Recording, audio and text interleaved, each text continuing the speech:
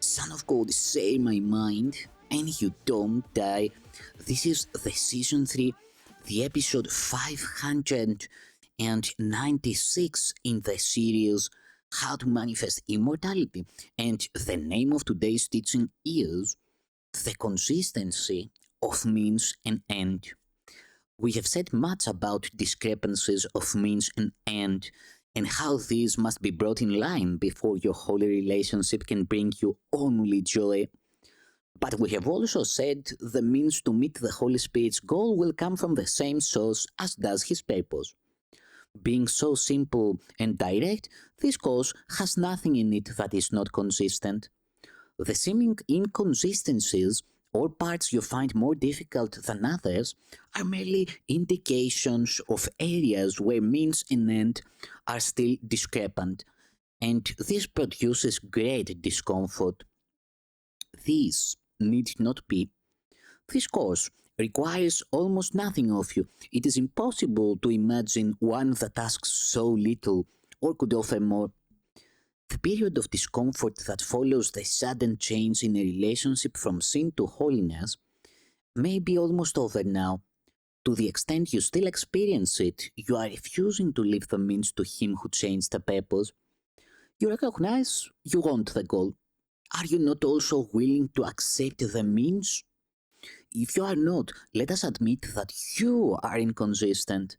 A purpose is attained by means, and if you want a purpose, you must be willing to want the means as well. How can one be sincere and say, I want this above all else, and yet I do not want to learn the means to get it?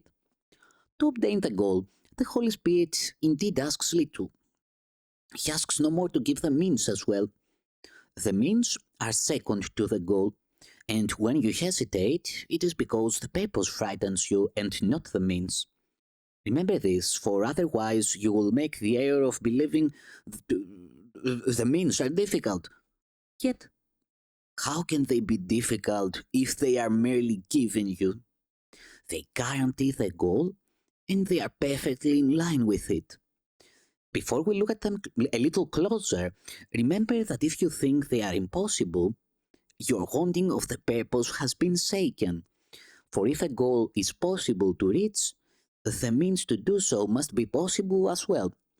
It is impossible to see your brother as sinless and yet to look upon him as a body. Is this not perfectly consistent with the goal of holiness? For holiness is merely the result of letting the effects of sin be lifted, so what was always true is recognized. To see a sinless body is impossible. For holiness is positive, and the body is merely neutral. It is not sinful, but neither is it sinless. As nothing which it is, the body cannot meaningfully be infested with attributes of Christ or of the ego. Either must be an error, for both would place the attributes where they cannot be. And both must be undone for purposes of truth.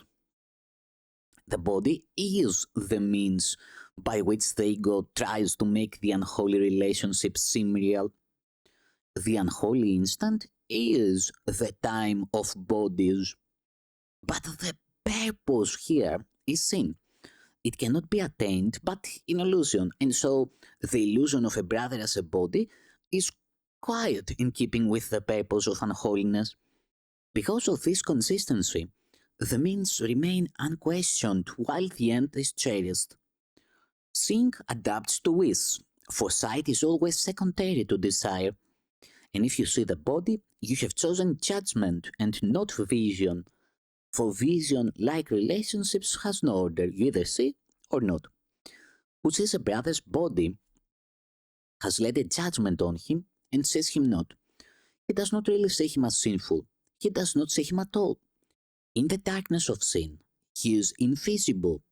He can but be imagined in the darkness, and it is here that the illusions you hold about him are not held up to his reality. Here are illusions and reality kept separated. Here are illusions never brought to truth, and always hidden from it. And here in darkness is your brother's reality imagined as a body in unholy relationships with other bodies, saving the cause of sin an instant before he dies. There is indeed a difference between this vain imagining and vision. The difference lies not in them, but in their purpose. Both are but means, each one appropriate to the end for which it is employed. Neither can serve the purpose of the other, for each one is a choice of purpose employed on its behalf. Either is meaningless without the end for which it was intended, nor is it valued as a separate thing apart from the intention.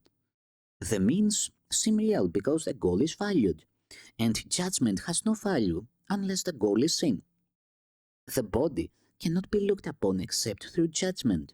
To see the body is the sign that you lack vision and have denied the means the Holy Spirit offers you to serve His purpose. How can a holy relationship achieve its purpose through the means of sin? Judgment you taught yourself, vision is learned from him who would undo your teaching. His vision cannot see the body because it cannot look on sin, and to thus it leads you to reality. Your holy brother, sight of whom is your release, is no illusion. Attempt to see him not in darkness, for your imaginings about him will seem real there. You closed your eyes to shut him out. Such was your purpose, and while this purpose seems to have a meaning, the means for its attainment will be evaluated as worth the seeing, and so you will not see. Your question should not be, how can I see my brother without the body? Ask only, do I really want to see him sinless? And as you ask, forget not that his sinlessness is your escape from fear. Salvation is the Holy Spirit's goal. The means is vision. For what the seeing look upon is sinless.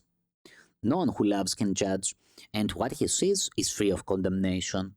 And what he sees he did not make, for it was given him to see, as was the vision that made his seeing possible. Thank you, Son of God.